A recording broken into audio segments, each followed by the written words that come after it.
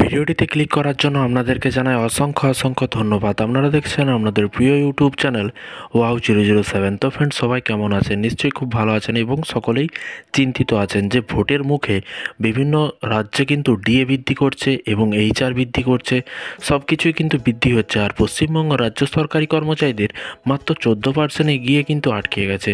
তো এই 14% ডিএ আটকে গেছে, ভোটের আগে কি মাননীয় মুখ্যমন্ত্রী কিছুটা ডিএ ঘোষণা করতে পারে? এরকমটাই কিন্তু একটি গোপন সূত্রের খবরে কিন্তু জানা যাচ্ছে।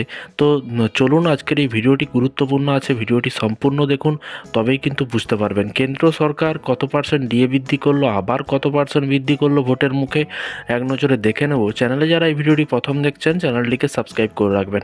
তো এখানে বলা হয়েছে, দেখতে পাচ্ছেন, কেন্দ্রীয় সরকারি কর্মচারীদের জন্য বিরাট সুখবর। প্রতিদিন যেন কেন্দ্র সরকারি কর্মচারীদের সুখবর লেগেই আছে, সকলেই কিন্তু জানেন 4% ডিএ, এইচআর, বিভিন্ন রকমের ভাতা কিন্তু কেন্দ্র সরকারের লেগেই থাকে। তো কেন্দ্রের থেকে রাজ্য সরকারি কর্মচারীদের ডিএর ফারাক অনেকটাই গিয়ে দাঁড়িয়েছে। তবু দেখুন কি বলা হয়েছে, এক নজরে দেখে নেব। এখানে বলা হয়েছে, বিগত বেশ কিছু মাস ধরে একটানা রাজ্য জুড়ে ডিএ নিয়ে বিক্ষোভ চলছে। এই ইস্যুতে দায়ের হয়েছে কিন্তু মামলাও। যদিও বাংলা সরকার তাদের অনুকূলে এখনও পর্যন্ত কিছু ঘোষণা করেনি, কোনোরকম কিছু ঘোষণা করেনি। এই পরিস্থিতিতে কেন্দ্রীয় সরকারি কর্মী ও পেনশনভোগীদের ডিএ বৃদ্ধির ডিএ বাড়িয়েছে কেন্দ্র সরকার।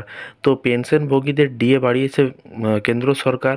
এর আগে 45% হারে ডিএ পেতেন কেন্দ্রীয় সরকারি কর্মীরা। এর আগে কিন্তু 45% হারে ডিএ পেতেন, সকলেই কিন্তু সেটি জানেন।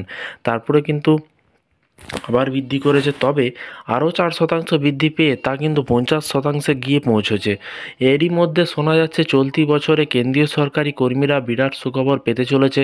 সপ্তম বেতন কমিশনের মেয়াদ শেষ হতে চলেছে, কারণ সপ্তম বেতন কমিশন শেষ হওয়ার পরেই কিন্তু অষ্টম বেতন কমিশন গঠন করতে চলেছে। কি বলা হয়েছে, এবার একটি নতুন বেতন কমিশন গঠন সহ বেতন সংশোধনও করা হবে। 2024-এ অষ্টম বেতন কমিশন গঠন করা উচিত, যার ফলে 1.5 বছরের মধ্যে এটি কিন্তু বাস্তবায়ন করা যাবে। তবে এবারে পরবর্তী বেতন কমিশনের দিকে কেন্দ্র পদক্ষেপ করতে পারে, এমনটাই মনে করা হচ্ছে। যদি অষ্টম বেতন পে কমিশন গঠন করা হয়, তাহলে কিন্তু কেন্দ্রীয় সরকারি কর্মচারীদের ব্যাপক হারে কিন্তু বেতন বৃদ্ধি পাবে। আর রাজ্য সরকারি কর্মচারীদের ডিএ নিয়ে ভোটের আগেও কিন্তু বিভিন্ন রকম কর্মসূচি আছে, সেই সব ভিডিওগুলো আপনারা দেখতে পাবেন। কারণ একটি মাত্র পথ, সংগ্রামী যৌথ মঞ্চ। সেই সংগ্রামী যৌথ মঞ্চ থেকেই কিন্তু ডিএ আন্দোলন করতে হবে, একত্রিত হয়ে আন্দোলন করতে হবে। একত্রিত হন, আপনারা মিটিং করুন, কারণ ভোটের মুখেই আপনাদেরকে চেপে ধরতে হবে, যাতে করে মাননীয় মুখ্যমন্ত্রী ভোট পেরানোর জন্য কিছুটা ডিএ ঘোষণা করে ভোটটা যেন কাটিয়ে দিতে পারে। এরকমটাই কিন্তু মাননীয় মুখ্যমন্ত্রীর নিজস্ব মন্তব্য। তো দেখা যাক মাননীয় মুখ্যমন্ত্রী ভোটের আগে কোনো রকম ডিএ ঘোষণা করে কিনা। কারণ ডিএ মামলা যেমন আছে, যেমন শুনানি হবে, 4 মাস আবার পিছিয়ে গেছে। কিন্তু সরকারি কর্মচারীদের পিছিয়ে থাকলে হবে না, ভোট নিয়ে চিন্তাভাবনা করবেন না, কারণ ভোটের আগে আপনাদেরকে কড়া পদক্ষেপ নিতে হবে। তবেই কিন্তু আপনারা আরও হয়তো 4% ডিএ বৃদ্ধি করতে পারে, বা 6% ডিএ বৃদ্ধি করতে পারে, টোটাল 20% হতে পারে। তো এই ছিল আজকে একটি ছোট্ট আপডেট। আপনাদের কোনো মতামত থাকলে নিচে কমেন্ট বক্সে কমেন্ট করে জানাবেন।